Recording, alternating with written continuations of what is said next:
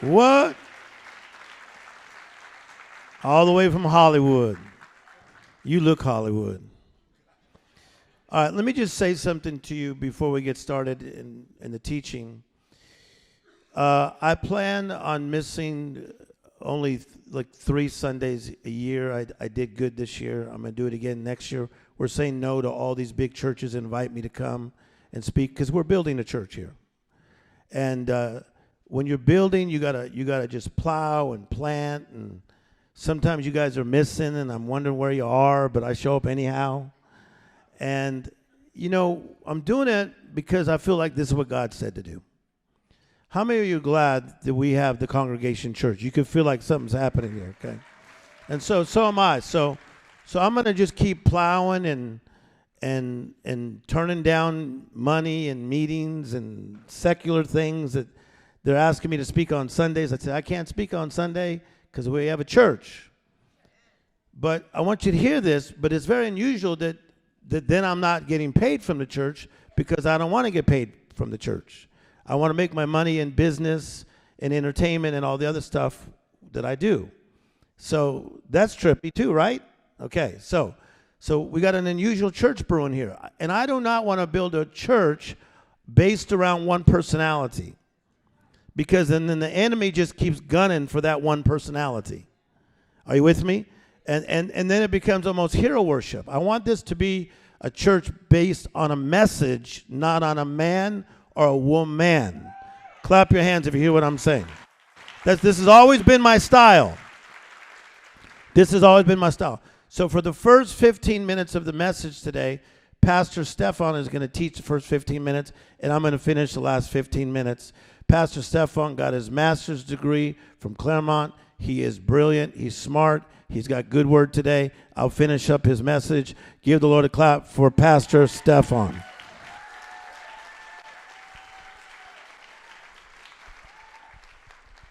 Thank you, Pastor Tim, and happy stinking birthday. I always laugh so much because Tim has like the most ridiculous fashion sense for a 39-year-old. It just truly, as hard as I try to buy shoes, he will always beat me at my own game. How you guys doing today? Good. How many of you guys feel good? You feel like you're going to go, you ready to go into the Word today? I just want to take 15 minutes. I've been in Sweden for 2 weeks. If a few of you guys have been talking to me this morning wondering where I was in Sweden. And I'm really excited because we're actually doing some really cool stuff coming up. And we're going to announce it a little bit later on. But 2019 missions is coming in this church. And we're going to do some amazing stuff helping churches in Sweden.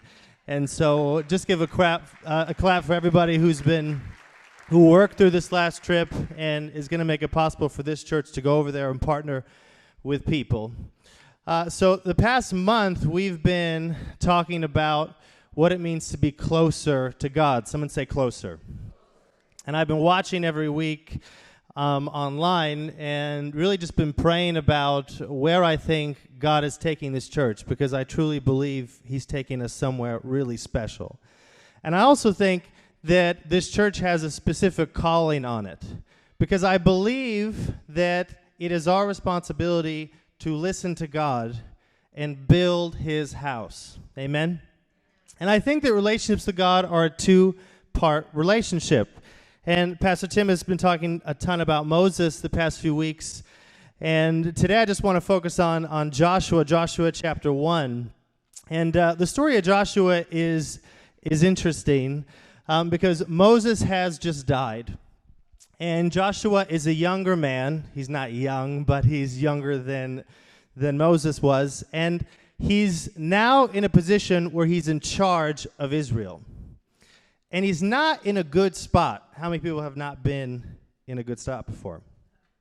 It happens to all of us. And the reason why he's not in a good spot is because the Israelites have been in a desert for 40 years. And so they've been waiting to finally make it into the promised land. And now Moses, the greatest leader of Israel, has now died. And now Joshua is in charge of bringing leading Israel into that promised land, there's just one problem. There's a huge army between them and where they need to go. And so there's a really interesting moment. I studied writing, and I'm a professional writer, and so whenever I read Scripture, I tend to approach it more from like a literary standpoint as well as a theological and a personal one. And one of the amazing things about Joshua 1 is that it's if you're ever in a jam, read it, because I think it's one of the most personal messages from God to any leader. Anyone who owns a company, anyone who's trying to build a family, anyone who's doing anything that takes responsibility and to go into the unknown and do something you've never done, read Joshua 1. Because it's a promise from God. And God tells Joshua, he says, take courage. Someone say, take courage. I am with you. And it's an amazing moment because you can feel the intensity of Joshua. I mean, really think about it. He's in charge of a people, which is basically like a gigantic family.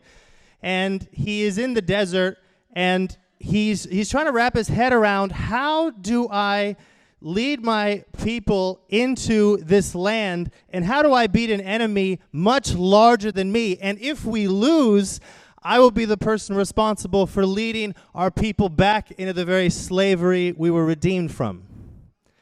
Because when we take risks, we can lose big. We take relationships on, you could lose. When you take on an enterprise, if you take on a business, you can go bankrupt. It is a thing that happens to a lot of folks. And it's a real thing. Risk is real. And God handles him so brilliantly because God, in talking to Joshua, the first thing he says, remember what I have done, which is an amazing thing to say because he's establishing a track record. He's saying, remember what I did in Egypt when you were slaves. I sent Moses and you were redeemed. Remember what I did after you were in the desert. And there's an amazing moment in which it's such a great nugget in how to think about life, because often when you gain freedom, you have to contend with the desert. I believe that every parent in this room knows what I'm talking about. Every business owner knows. When you take on something, when you decide that no one's going to be the master of your life, when you step up in a big way to lead, almost always, when you reject tyranny, you have to contend with the desert. Because no one's going to give you anything. It happens. You have to contend. And there's a crazy moment in the book of Leviticus where it's so intense that you even see Israelites who are now in the desert who are saying, maybe we should go back to Egypt. Maybe we should go back to Pharaoh because it was miserable under Pharaoh, but at least we didn't have to have the responsibility of trying to make it on our own in a desert. And as Joshua, he's got to be thinking about that in this moment. And then God says, remember my word. Remember the word I gave you so you can build your life on the word. I've been reading a lot this week, just in my personal study about just to get a better sense of the Ten Commandments. And what's fascinating about the Ten Commandments is most people don't think it actually applies to regular life. It's kind of like this ancient document that just exists out there, right? And you kind of read it and it's kind of a no-brainer, but it doesn't have a lot of people I think miss that you can build your life in a modern world on that document. And the reason why you can is because if you take all the Ten Commandments and you synthesize it and you put it into one sentence, this is essentially what it would say. It would say, live your life in a way, orient your life in a way that's good for you, good for the people you love, and good for your community. That's the golden rule, which is an amazing thing to think about because after Israel goes to the desert, the first thing that happens is they begin to fall apart. Without structure, without Pharaoh, without a level of rules, putting them in boxes. Everyone just kinds to be able to do whatever the heck they want to do. And if you've ever watched 6 kids hanging out with no parent, everyone knows that kids make terrible decisions. And honestly, human beings often don't make better decisions. When we are left to our own devices, people do really dumb things. And so I think we all need advice on how to build our lives. Amen? And so the one thing that God tells Israel, he says, you want to live a successful life, what's the 10 Commandments? Condense it into one sentence. What does it mean? It means orient your life in such a way that is good for you, good for your family, and good for the community. Translation, yeah, lying is a bad idea. Because if you do, you make yourself weaker. You can mess up the people you're lying to. You can mess up anyone who builds their life on a lie. Don't do it. Don't covet your neighbor's wife. That's a pretty good piece of advice. If you have a family, the worst thing you can do is begin to fantasize about all the things you don't have. A better thing to do would be to commit yourself to your significant other, to your kids, to your family, and rise to that occasion. Live your life in such a way where it's good for you, good for the people you love, and good for your community, for your neighbor. And Joseph is thinking about all of this. And he also knows the high price of giving into fear. Because giving into fear is a high price. You pay a huge price when I think you let fear take you down. 40 years before Joshua was called by God to do what he had to do, Moses was in the same place. People forget this. And so Moses actually led the people to the promised land, and he sent in 12 spies, and all the spies went in to just see what was going on. And the spies came back and says, we have amazing news. The promised land is everything God said it would be. It is literally amazing. The problem is there are giants, and they're bigger than us, and we don't know if we can beat them. And so Moses goes to his people, and they have this conversation, and everyone says, yeah, the desert's pretty bad, but we could lose everything, so let's just stay in the desert. And let's not take our rightful place where God wants to put us. And they get cursed in that moment. And you see it, and God tells them that they will spend 40 years in the desert until everyone of that generation dies and there's a new generation. Man, isn't that true just in life? What is waiting for you when you choose to ignore the things you need to take care of? And when you give in to fear in your life, the only thing waiting for you is a desert.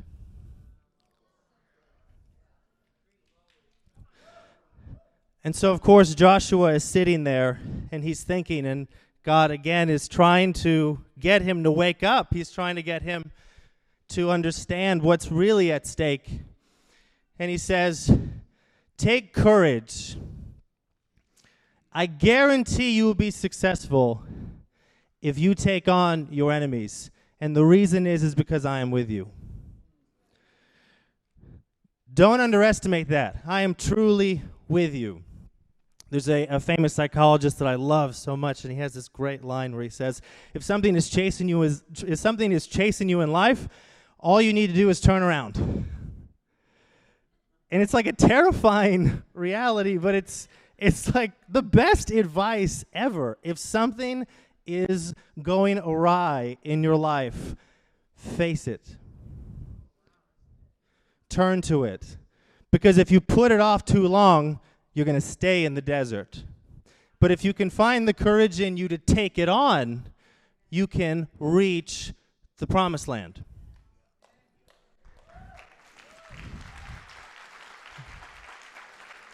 How many could just take one more minute?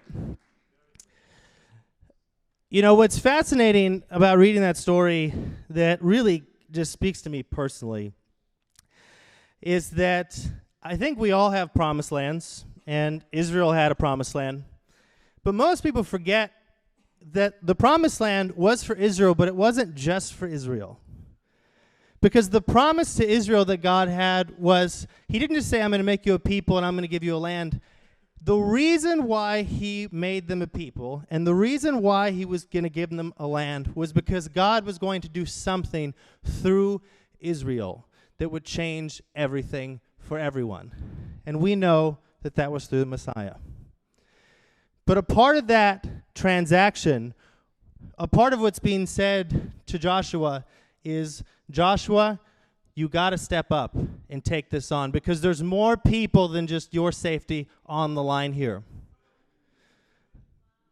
There's more at stake than you just having a better home because the place you will inhabit will create a door for the whole rest of creation. And it's amazing if you just read it, you just hear it. And it's like God is saying, it's not okay to be weak. It's not okay. It's not okay to give in to fear. Because if you do, it's going to hurt yourself, it's going to hurt your family, and it's going to hurt everybody. And two, you could be way more than that. You could be way more than just giving in. You could become something. And the reason why you can become something is because you were made in my image. You were designed. You were built for this. I know your frame. You were made for this. But even if you can't always see it, you have to know it. Why? Because I made you, and I'm with you. You are stronger than you think you are. Have courage, and you will gain the world. I'm done teaching. Invite Pastor Tim up.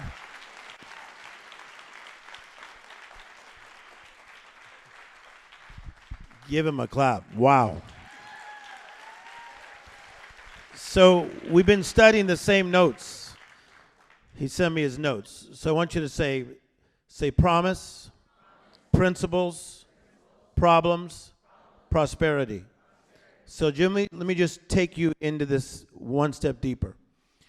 How many of you feel that you have a promise from God that's been in your spirit for a long time? Just lift your hands. You got a promise. Could be about your children, okay? It could be about your job. It could be about your dream. So we have the promise, but have you ever noticed that the enemy will try to attack you right before your ascension? And here's how I say it. Before your God-appointed ascension always comes the devil's attempted assassination. One of the reasons why so many of you are under so much attack is because you are about to ascend. And as Stefan was saying, it's not just for you, it's your children's children. That's why we will not give in to fear. We will face our fears and go forward. Somebody clap your hands if you hear what I'm saying. Come on, somebody.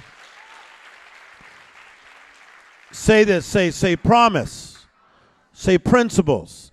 So in reading Pastor Stefan's notes for the last couple days, listen to this. The reason God is so hardcore on principles is because the principles are going to get you through the problems. See, if you have no authority, and that's why when I meet young people and they're like, I'm my own person, I do what I want, I say what I want, I have no filter. According to the Bible, that would make you a fool. You do not want to be a fool. You don't want to hang out with fools. Come on, somebody. You don't want to date a fool. Please don't marry a fool. You got a promise, say promise. You have principles, say principles. So God was saying through the 10 Commandments, these are my principles. Walk in my principles, because when you walk in my principles, they will take you through the problems. You cannot get through the problems unless you have the principles in your soul. Clap your hands like we're walking in the principles. Come on, stir this place up like we're learning something. Say this, say promise, Problems, principles. See, the principles, look at me, are going to take you through the problems. That's why even a guy like me, as much as I've been in this, I listen to worship music. I had worship music in my house playing the last few days, just playing and playing and playing and playing and playing and playing. Yeah, I like old school. Yeah, I like all the stuff on Sirius Radio. I like all that stuff. But I needed to worship. I needed him to fill me. I needed him to talk to me about my next assignment. I like what my friend T.D. Jakes says. He says, sometimes all you have is a word from God, but a word from God is enough. I want you to say that strong and we're done. Say, sometimes all I have is a word from God, but a word from God is enough. Clap your hands like God is with us. Come on, people. All right, stand up because we're gonna step into new territory in the next 3 minutes. Say this. Say promise, principles, problems, prosperity. As Pastor Stefan said, listen to this. There are giants trying to stop your prosperity. Some people that attack you are so good at hurting, they are anointed by Lucifer himself.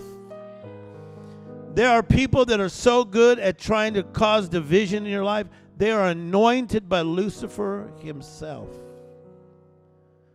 Why is the enemy so after you? Because you are a carrier of a generation. Your children's children need to see that grandpa got through this, grandma got through this. Sure, they got divorced, or this happened, or that happened, or that setback, or this thing, but they always got up. I love the beauty of the Quincy Jones documentary because Quincy's my real friend. We're real friends. We're like relatives. And I love what his daughter did for him in this documentary on Netflix. Because, yeah, he's been married many times. He said some even quotes that are not great. He's done things that are like, really, Quincy? Come on, somebody.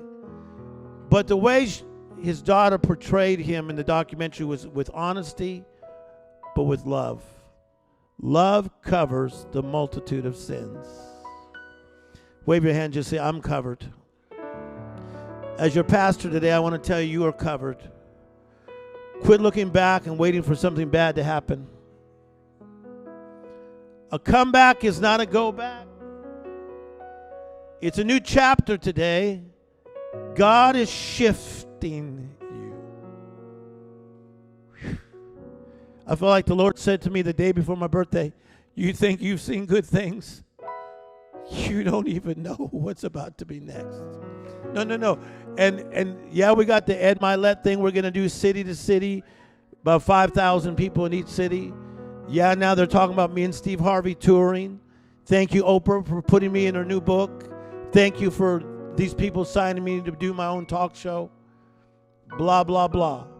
That's not even what I'm talking about. I'm talking about spiritual business. I'm talking about our children coming to God, our families coming to God, us getting the breakthroughs that we're going to get right here in this church, right in this house. Clap your hands like God is in this place. Come on, people. Come on.